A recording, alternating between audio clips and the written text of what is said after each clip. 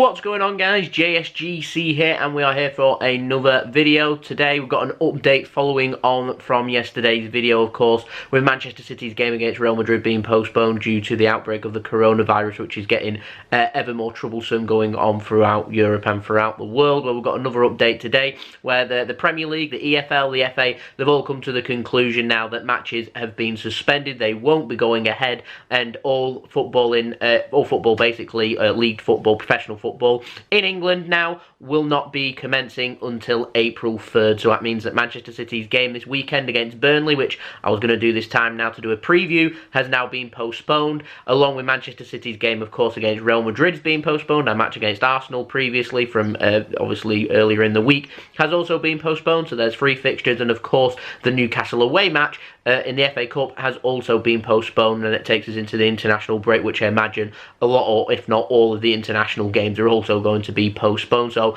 it's just wondering now, a big question, what's going to happen for the rest of the football season. So yeah, I think we're going to have a quick discussion in this video about potentials for what could happen for the rest of the season. Now, to me, there's 2 logical answers as to what could happen, and the first logical one is you always want the football season to be completed, and the only way I can see that being done in Europe this season is if the European Championships in the summer, Euro 2020, gets moved to 2021 for the summer, so we'll have Euro 2021 instead, and then that allows us a good month or 2 for all these fixtures being postponed for the season to recommence again into April, into May, and obviously into June, and then we could end the season, you'd think, probably somewhere in between the middle to the end of June, so the season ends up being delayed, what, 3 or 4 weeks instead.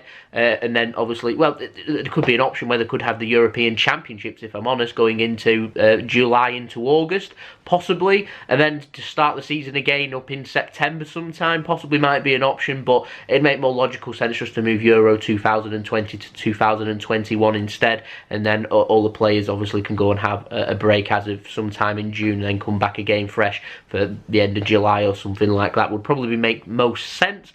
They could end the season right now. They could say that actually there's just no way that this season can be completed.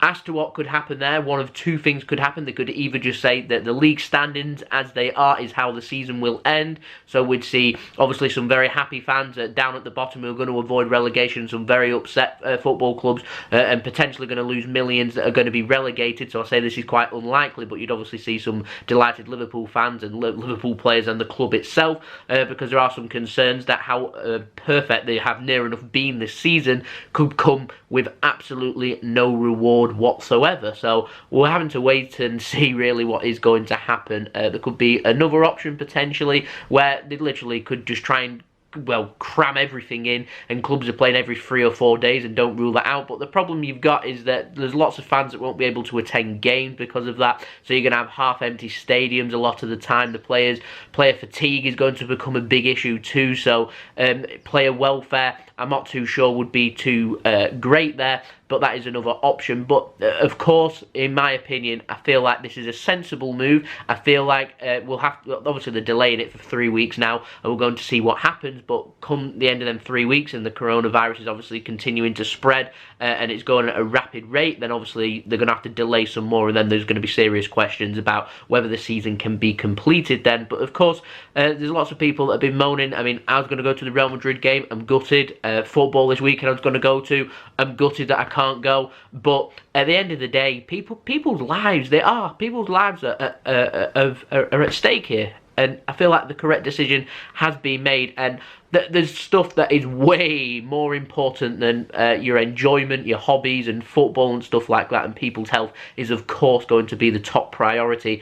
I do, on a personal level, feel like more could be done in this country to try and prevent the coronavirus, because at the moment what's happening is a lot of people are being told to wash their hands thoroughly, which I fully understand with all that coming around, but with the continued spread, we're seeing some places close, some places remain open, and I just feel like one of the best, well, if you're going to self-isolate, I feel like one of the best ways for people to be able to not only keep their sanity, but also be able to, if they have got the virus, to be able to cure themselves. Obviously, one of the good remedies I always find is a good bit of old-fashioned fresh air, and just staying locked inside for a week or 2.